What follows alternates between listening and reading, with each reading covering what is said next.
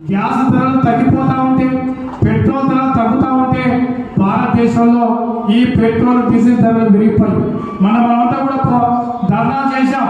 కానీ ఒక నయా పైసా కూడా తగ్గలేదు. 50 రూపాయలు మరి గ్యాస్ పెరిగింది. ఒకనాడు తక్కువ రేటు ఉన్నటువంటి పెట్రోల్ ఇవాళ 100 రూపాయలు అయిపోయింది.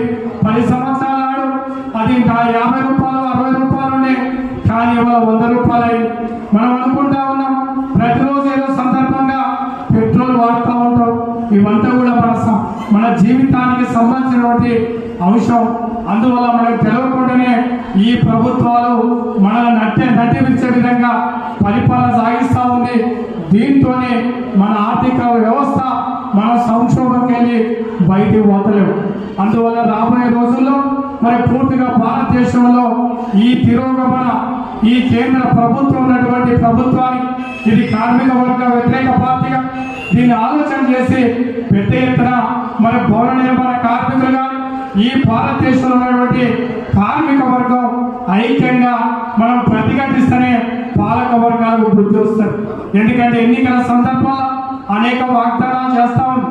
అది కార్మిక వర్గానికి కావచ్చు, రైతాంగానికి కావచ్చు, అన్ని రకాలుగా మరి ఎన్నికల భ్రమలు కల్పించి అధికారం వచ్చిన మరుక్షణమే ఇలా సామాన్య ప్రజలకు నటించే విధంగా పరిపాలన సాగిస్తూ ఇవాళ పూర్తిగా దేశాన్ని సంక్షోభం వైపు నెడతా ఉంది. అందువల్ల దీన్ని ఆలోచన చేసుకొని ఈ మహాసభ సందర్భంగా మన దేశ రాజకీయాలను ఆలోచన చేసుకొని ఈ రాష్ట్రంలో కూడా మరి నిజంగా మనం నీళ్లు నిధులు నియామకాలు ఈ తెలంగాణ రాష్ట్రం ఏర్పడితే ఒక పెద్ద ఎత్తున తెలంగాణలో మార్పు వస్తుంది అనుకున్నాం. నిజంగా తెలంగాణ ఈ 10 సంవత్సరాల కాలంలో కార్మిక వర్గం మీద పెద్ద ఎత్తున దాడి జరిగింది.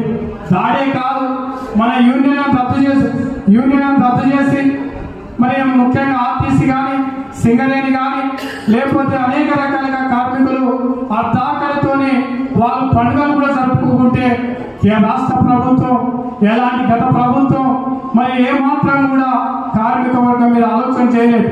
అందువల్ల రాబోయే ఈ ప్రభుత్వాలకు మరి పోయిన గత ప్రభుత్వానికి వ్యతిరేకంగా ఒక ప్రజా తీర్పు మరి ప్రజలు పెద్ద ఎత్తున మనం ఒక తీర్పు ఇచ్చి ఇవాళ నూతన ప్రభుత్వం వచ్చింది.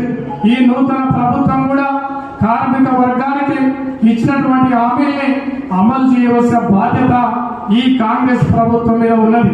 ఎందుకంటే అది సంక్షేమ బోర్డు కావచ్చు, లేకపోతే మీ పేరుతోనే వచ్చినటువంటి మరి సెస్ పేరుతో వచ్చినటువంటి డబ్బులు కావచ్చు, మీకు ఖర్చు పెట్టకుండా అది దారి మళ్లించకుండా మీ ఖర్చు పెట్టవలసిన బాధ్యత ఈ ప్రభుత్వం